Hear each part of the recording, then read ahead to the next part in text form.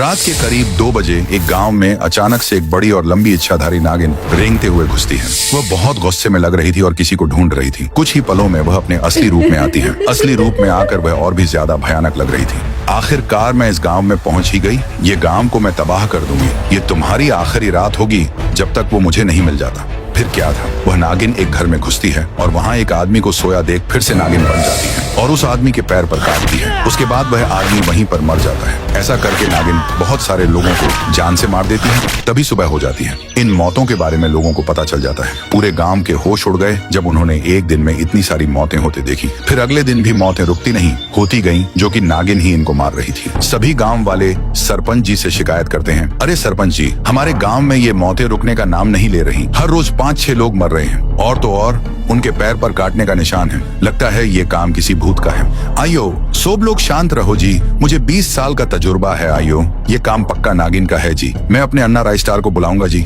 ये बात सुनकर लोग खुशी से झूमने लगते हैं। उसके बाद क्या था, सरपंच अगले दिन राइस्टार के पास आते हैं। अरे अय्यर इडली, तुम यहाँ पर कैसे आना हुआ?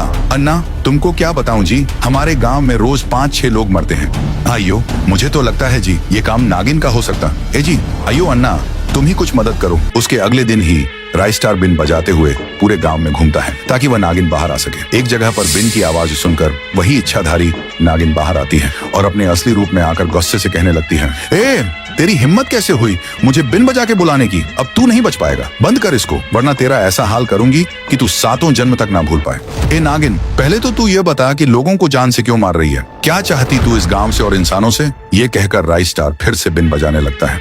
हाँ, रुको, बिन मत बजाओ, मैं बताती हूँ। दरअसल मैं और मेरा बच्चा रोड पार करते हुए जंगल जा रहे थे कि तभी बाजू से अचानक एक पीली जीप तेजी से आकर मेरे बच्चे के ऊपर से निकल जाती है। उसी समय मेरे बच्चे के 2 टुकड़े हो जाते हैं और वह तड़प तड़प कर मर जाता है। उसी के बाद से मैंने ठान लिया कि वह पीली जीप में जो कोई भी था उसे नहीं छोड़ूंगी। मैं दर ढूंढती रही। इसी बीच मैंने लोगों को मारा। राइस्टार सोचता है, अरे 1 सेकंड, इस पूरे गांव में पीली जीप एक शख्स के पास है, वो है White 444। फिर राइस्टार नागिन से कहता है, देखो मैं पीली जीप वाले शख्स का पता तुम्हें दूंगा, पर एक शर्त पर तुम्हें ये गांव हमेशा हमेशा के लिए छोड़कर जाना पड़ेगा। राइस्टार नागिन को White 444 का पता बता देता है। उसके बाद वह नागिन उसके दरवाजे पर पहुंचती है और एक खूबसूरत सी लड़की में बदल जाती है। तभी White 444 नागिन के सामने आता है। नागिन कहती है, मैं तुमसे बहुत प्यार करती हूँ, आई लव यू। White 444 खुशी से कहता है, आई लव यू टू।